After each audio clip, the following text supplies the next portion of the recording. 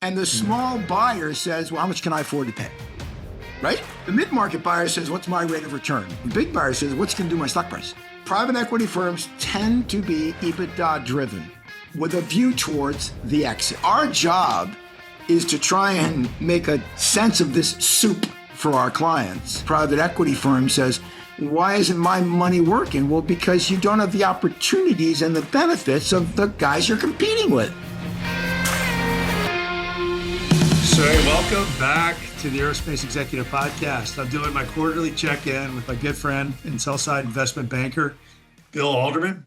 Bill is a phenomenal investment banker in middle market, aerospace and defense, and he always blows me away with his take on the market. And today we're talking about valuations. Bill, Yes, good to see you. Great to see you. Am I going to see you, by the way, in October? You going to NBAA? I will be in Vegas. I will be in Vegas for 36 hours. Yeah, I'm going to be there for like 18. But at least two of our partners, me, one of them, will be out there for the whole show. And I'm going to be out there at least for a little bit. So we will definitely find coffee in the halls. Look forward to it. Yeah, so we haven't done this. I mean, we talk every quarter about value, but we've never actually talked, Craig, about how do you go about valuing a privately owned company, right? So I thought it was timely. We're having a lot of conversations right now. The market's very active. We're having a lot of conversations right now with people about, well, why did this company sell for that price? And why did that company sell for that price? And why is that company trading for that price? And not that I am the guru of valuation, right? I mean, Warren Buffett can keep that title, right? I don't want to go anywhere near trying to be that. But in our little sandbox of selling middle market aerospace and defense companies, we've just seen it all, right? And sure, you know, my guys and I all have MBAs and we all went to grad school and read the textbook, How Do You Value a Company? But, you know, 25 years of having this firm and boots on the ground, we have a pretty good sense of how companies get valued. And the textbooks are relatively accurate, but let's talk about what really happens in the trenches because, you know, you have your plan for warfare, but the fog of war changes that a little bit. The enemy changes that a little bit. And then the way you fight war is try to win the war, right? As opposed to follow the textbook before it started, right? So in the great words of Mike Tyson, everybody has a plan until they get punched in the mouth. Right? Okay. So let's tell you what we've learned over, I think it's like now 25 years, just about 25 years since we started the firm. And I'm going to try and break it down and make it a little weird, a little complicated. If I go nuts, just pull me back to reality. And I'll try not to go too far down too many rabbit holes. High level, the way we see the market, our market, right? Middle market aerospace defense. There's obviously larger middle market, smaller middle market. But for our clients, they're maybe sometimes less than 20 million in revenue, maybe less than 50 employees sometimes, and sometimes more than 150 million in revenue and more than 500 people. But that's the parabola, right? In that market, we see three kinds of buyers. Okay. Large, medium, and small. And it really matters. Okay, and I'm going to talk about specifics. And there are also different types of small, medium, and large buyers.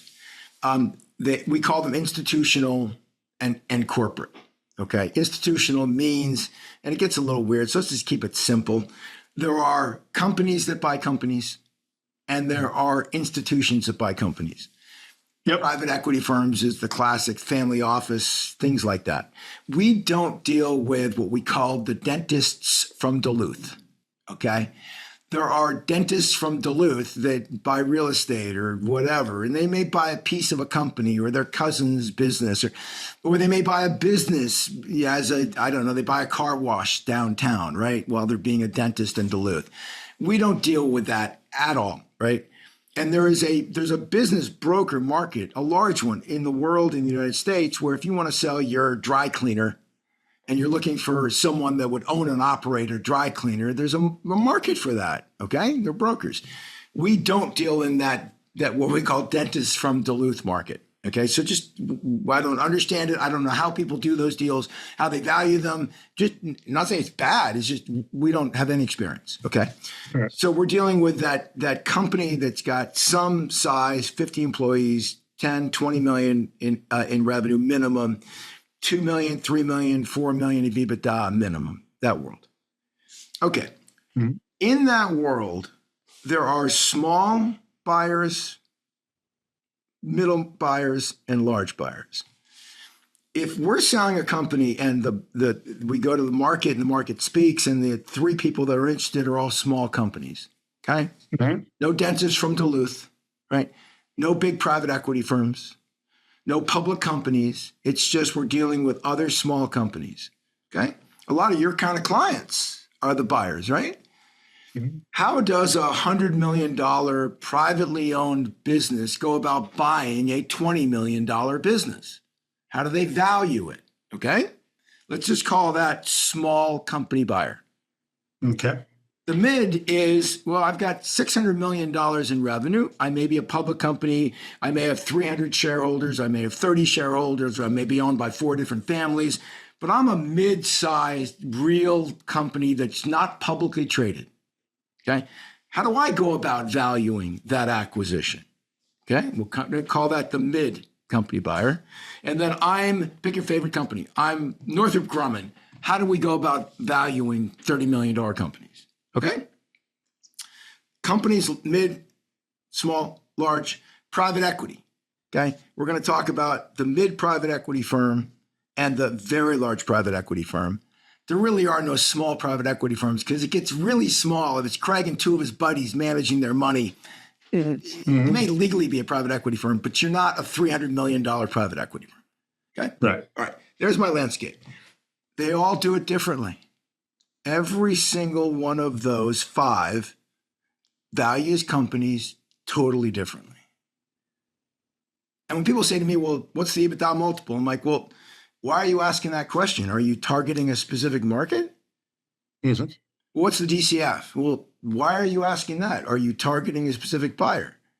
So let's talk about how these groups, for the most part, value a business, and they obviously can overlap, right? But let's talk about how they do this. So how does a small company value another small company? They do it by how much they can afford. They may do comps, they may do DCF, but that's not their driver. You know, the driver is, we get $1 million in cash. We can get an SBA loan for $2 million. I think the real estate, we can get a $2 million mortgage. We can pay $5 million for this business. That ain't a DCF. That ain't comps. They may look at that stuff, but what's driving that buyer? How much money they got. Okay? So when someone says to us, we're going to sell our company and these are the likely buyers, how's it going to be valued? It's going to be valued on financeability. You got a lot of hard assets, it should be financeable. You got no hard assets, maybe hard to finance. Okay? All right. We can come back to that in a bit, but let's move on to the mid. So you got $400 million in revenue. Your business is owned by 3 or 4 families. How do you value the companies you're looking at buying? Really? For a $30 million acquisition, you're worried about financeability? You probably got a $100 million line of credit. You probably got $20 million sitting in the bank. Financeability for a $30 million deal isn't what you're thinking about. You may look at it. You may have your CFO run some models of if we put 20% down, what would the debt service ratio be? You may look at that stuff. It's not your driver.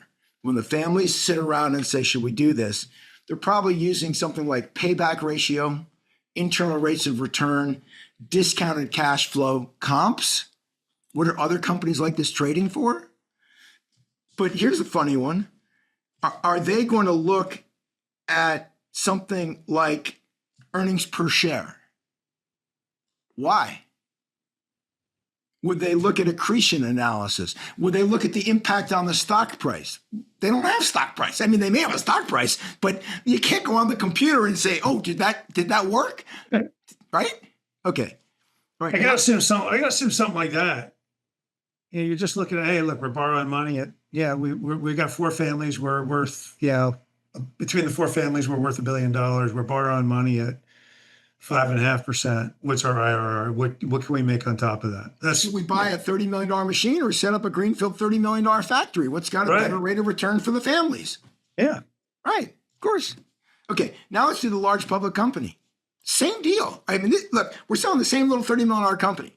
And the small buyer says, well, how much can I afford to pay? Right? Yep. The mid-market buyer says, what's my rate of return, as an example? Right? What's the big buyer do? The big buyer says, what's going to do my stock price? I mean, I'm a CEO, I'm a SVP, I'm a CFO of a public company. I have stock options. I get bonuses based on stock price. It's part of my annual compensation, right? Or maybe I have an EPS target, whatever I've got in my little pay package, earnings per share, growth, or whatever. So what do I think about when we're doing acquisitions? When I go to the board of directors, what are the board worried about? Stock price. So when you're dealing with a very large public company, it's all about stock price. What's this going to do to the stock price? We buy this $30 million company, it's going to be accretive to earnings. The stock price should go up. Or something different. Do I just want to put somebody out of business? What's it worth? What's it worth to me to put that $30 million company out of business? Or the tech landscape. In the tech landscape, what's it going to cost me just to get their employees? Yes. Is it cheaper for me to buy the company than it is to go grow a team of employees? Yes. Apple, those guys. So, but that's tremendous variables. Correct. But what's the driver? In other words, people say to us, Bill, what's the driver of my value? Right. And everything you just said, I agree 100%, goes into the mix. But what's the driver? Right. Getting ahead of that buyer. What's their number one motivation? And obviously, you never really know, right? But we get asked, so we got to answer. Let's flip over to private equity firms.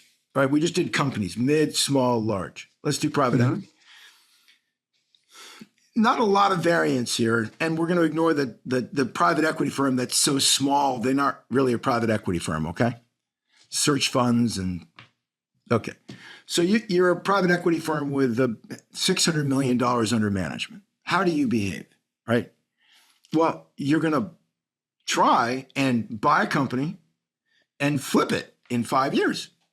Roughly speaking, have a gain, and you have a waterfall and a thing for you. And if you do a good job, you guys get to keep some of that. That's how private equity firms work. So what's your focus? Well, your focus is, can I sell it for more than I paid it for it? That's what you're worried about. Right? So if I buy you at a 5 multiple and your earnings are stable and I can sell you for an 8 multiple, I make money. Or if I buy you at a 6 multiple and your earnings go up a lot and I sell you for a 6 multiple, still I made a lot of money. So private equity firms tend to be EBITDA driven with a view towards the exit. Not always. Some of them are more IRR, DCF-ish, but they're very focused on building something I'm going to sell for more than I paid for it. Right.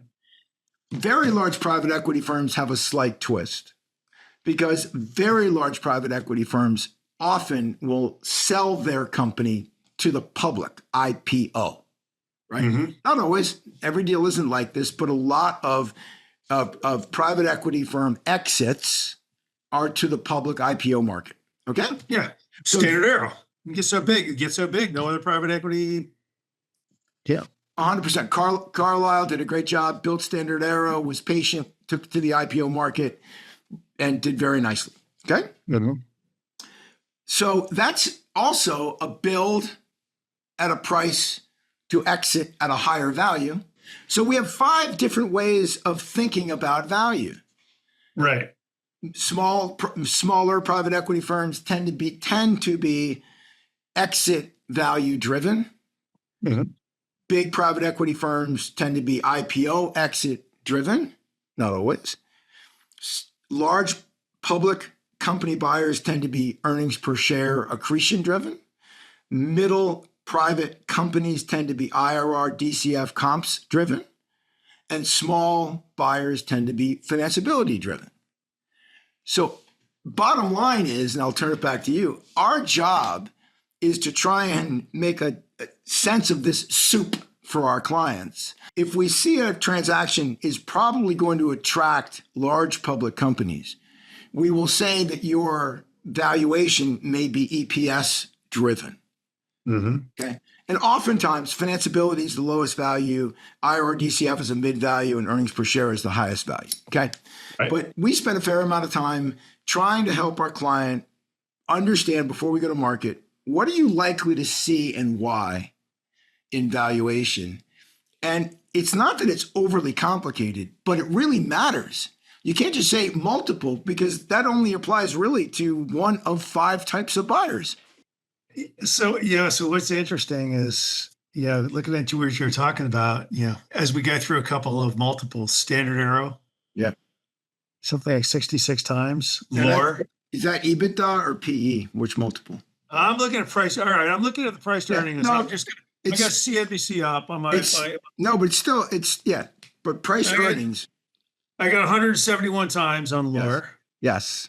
VSE, Cuomo's done a great job with VSE, but he's selling at a unbelievable multiple.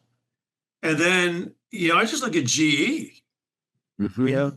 GE is I think I looked at it the other day. Am I a buyer of it at 47 times? I love the model. Right. But I don't like the multiple. And maybe things have changed. Maybe the world is changing. I don't know.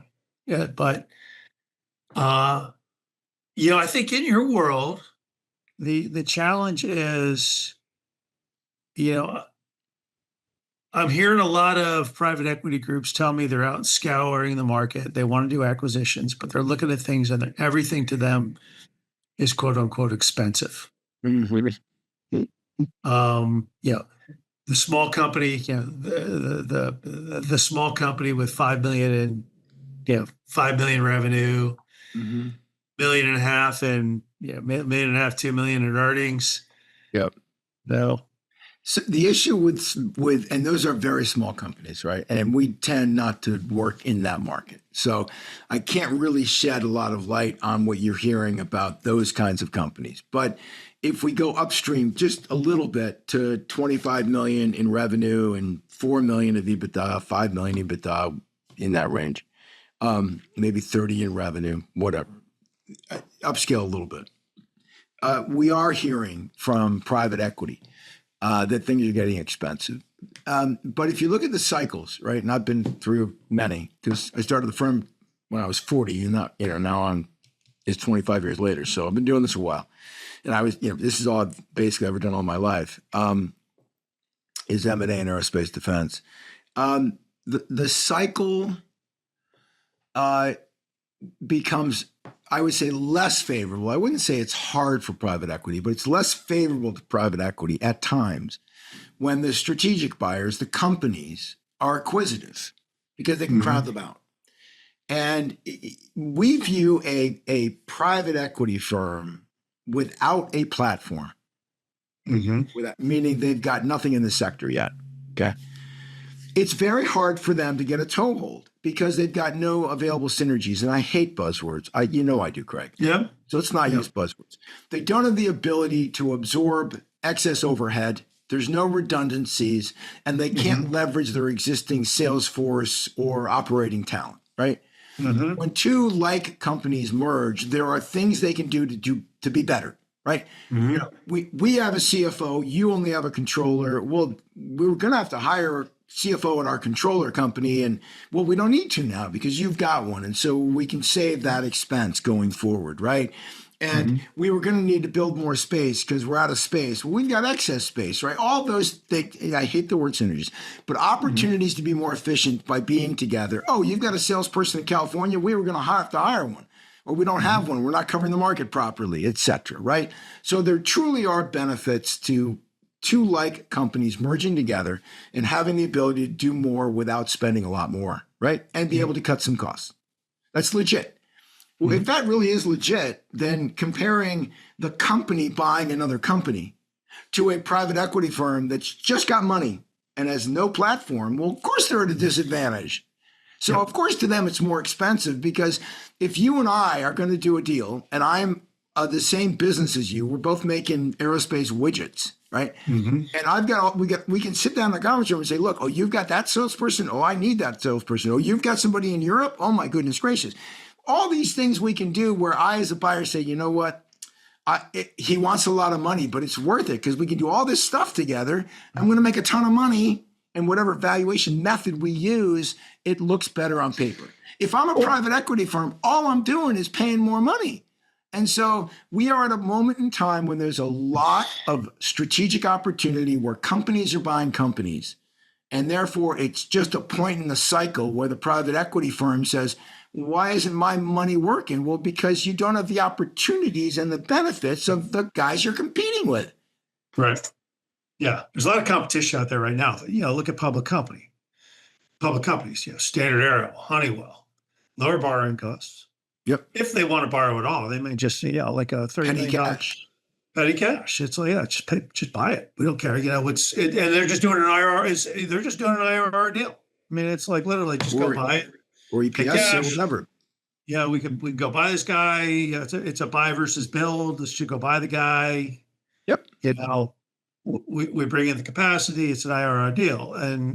Or if I'm Honeywell or GE, my borrowing costs are next to nothing. I can go float a bond out there. I can go float some debt out there on the market at what's 5.5% right now. Cheap. If they're getting, if they're not getting 20% IRR, somebody's getting fired. Right. And how much, in your opinion, let's talk about the other side of it.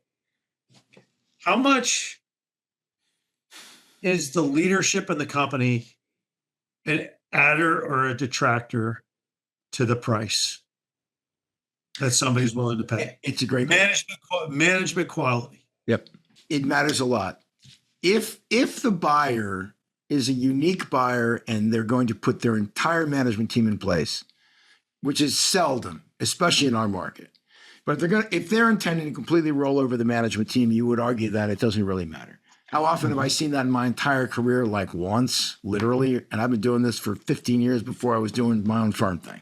So 40 years, saw it once. What usually happens,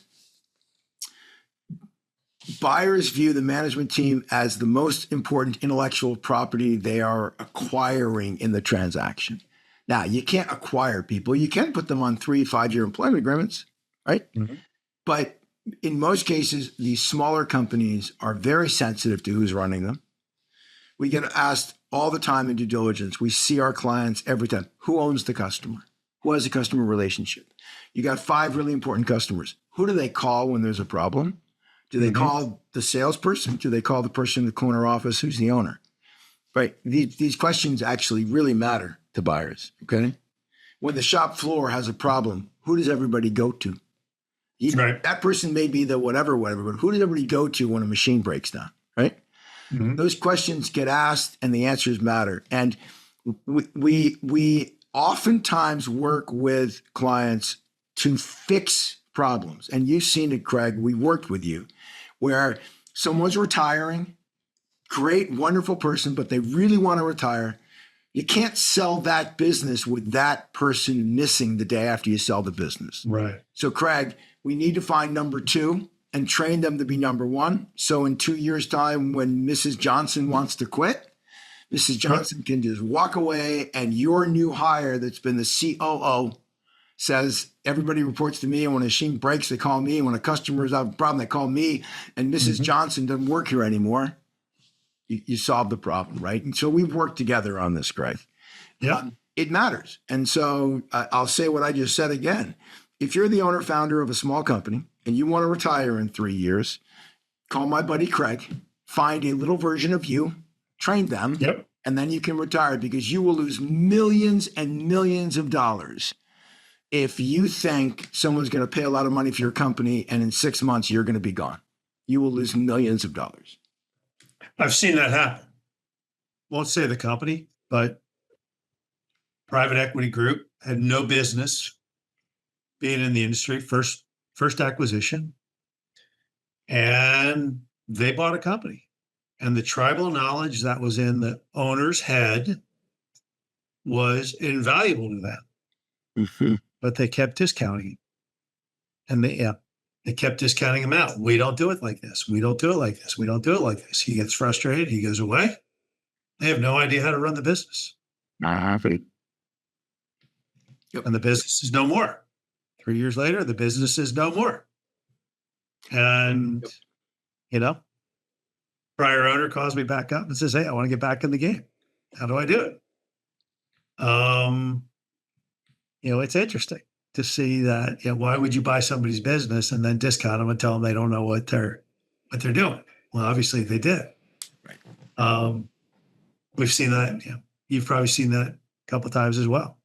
Yeah, and as a sell side banker up front dealing with that issue, we have many times, Greg, explained, especially to the founder owner that wants to retire, you have to have your number two in place before you go to market. Because otherwise they're going to look at you and say, "No, I want you on a 5-year contract," or "No, I'm going to do an earnout," or "No, I'm doing a massive holdback," or because they don't want the risk, and you can't blame them. Right. Mm-hmm. So we have, I remember one we did years ago. The founder's name was Bob, wonderful gentleman.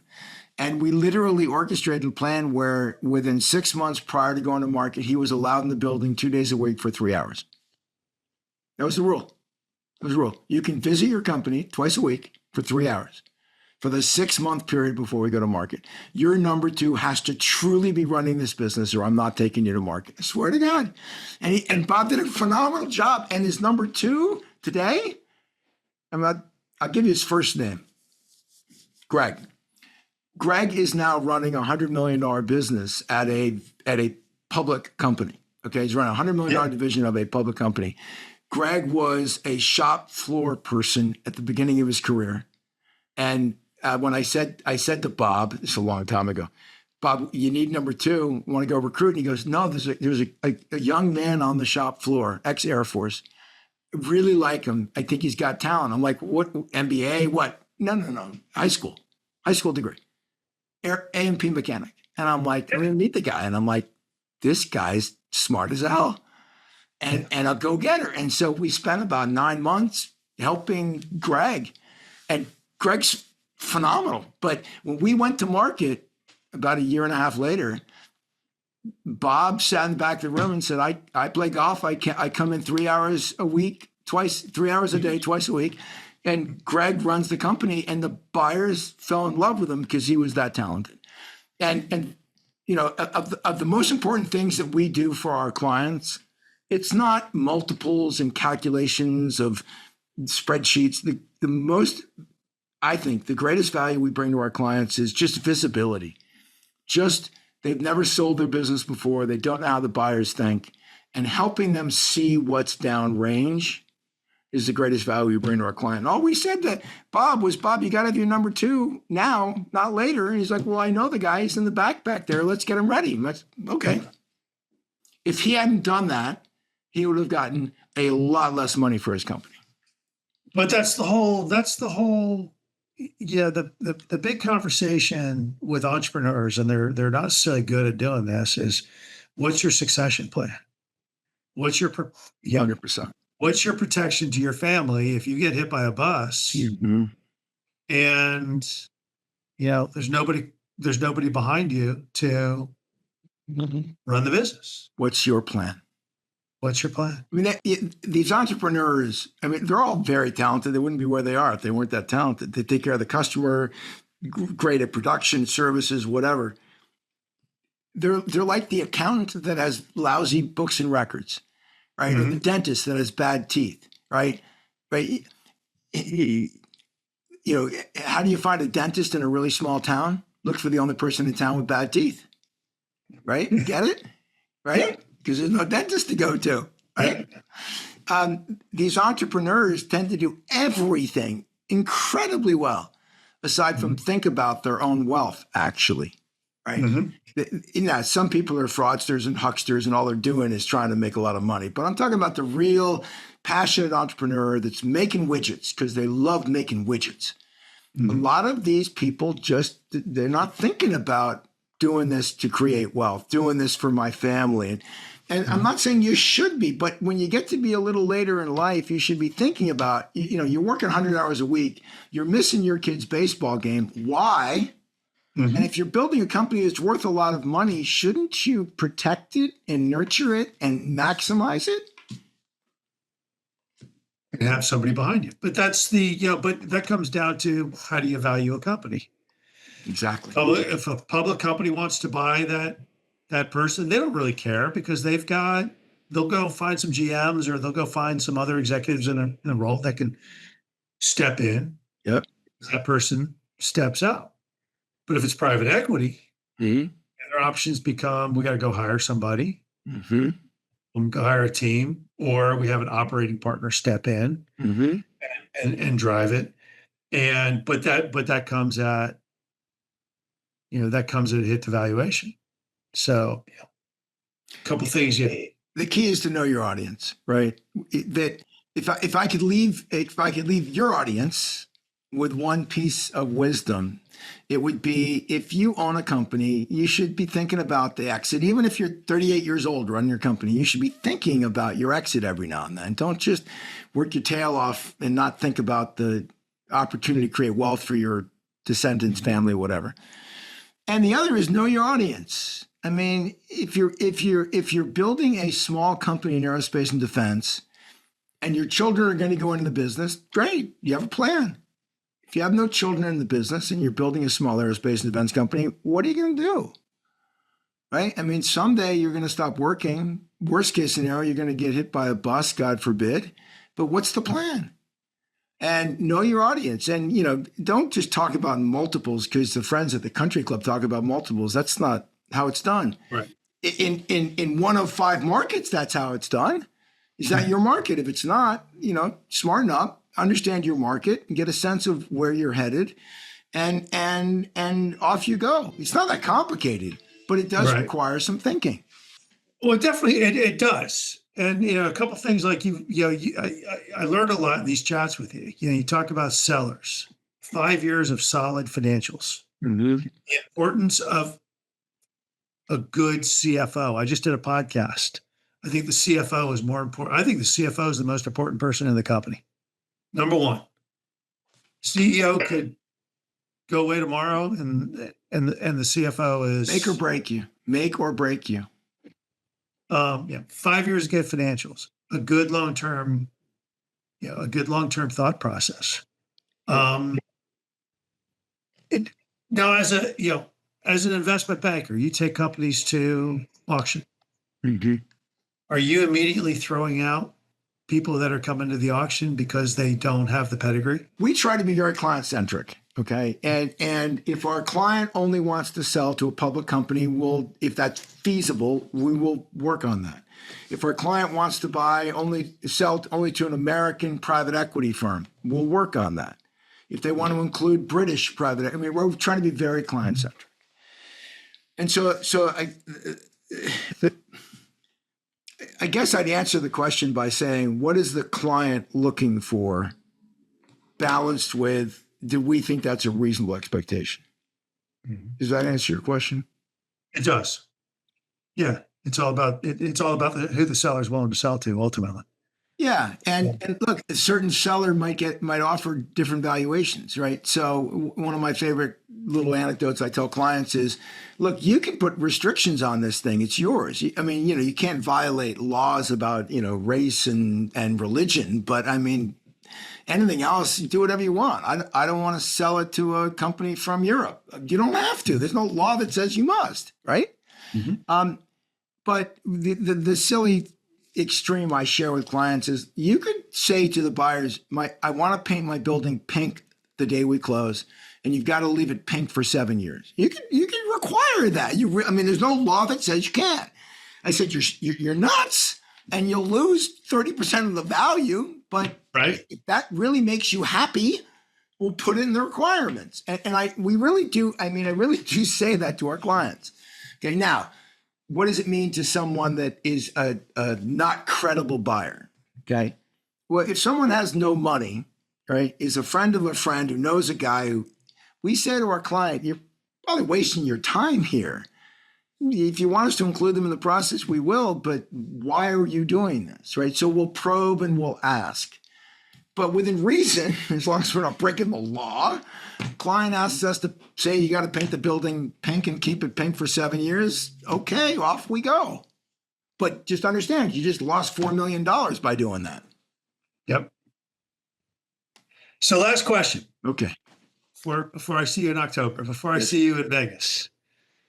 Yeah. Last podcast we did, why machine shops are now worth a fortune. Mm-hmm. Yeah. Lohr, VSE, GE.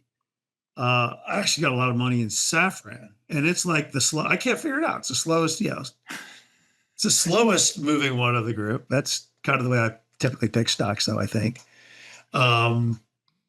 Is this bull market? Everybody is telling me that it's hard to find good companies and they're selling at a premium. Are we in this market for a while?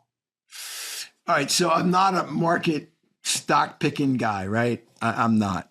I will say this. I think that we're in a very good market for aerospace defense M&A. Okay. Mm-hmm. In part because the overall economy and stock market and capital markets and debt markets are functioning well. Right. Are there risks that those markets could have some stress? Yeah, I do believe there's some risks that stress could be out there, but there are better economists and better market people out there saying those things than me, right? What I would say is that if those markets have stress, it flows down. Okay. If the debt markets become tighter, if the equity markets drop a little bit, if interest rates maybe stay stable, but banks are less willing to lend even at favorable rates, if any of those markets moves downward, it has repercussions throughout the entire system. Okay, some of these markets are affected more. So the small buyer that's worried about financeability and the banks are getting tighter, well, that affects them more than all the other buyers, right? And the price earnings ratio of the public companies, well, if their PE ratios come plummeting down, that market may change. And so, A, it depends on the segment we're looking at.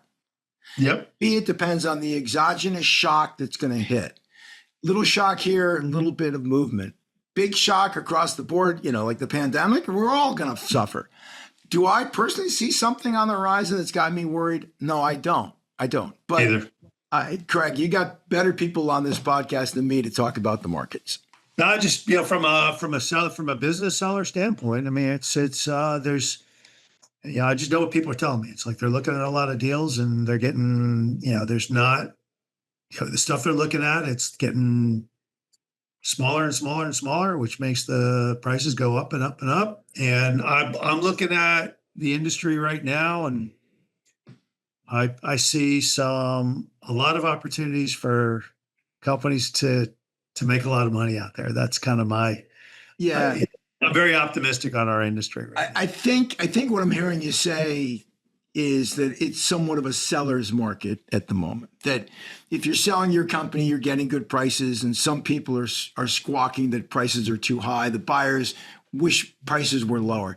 That sounds to me like the language of a little bit of a seller favorable market. And I would agree with that. And we've got numerous deals in the market right now, which one or two I think are highly likely to close by year end. And so we think it's a very good market. And so I'm not surprised that there may be buyers out there that are saying it's too good of a market for sellers at the moment. I love it. Let's get a drink in Vegas. I look forward to it, Craig. Awesome, Bill. Thanks for coming on. My pleasure. Thank you.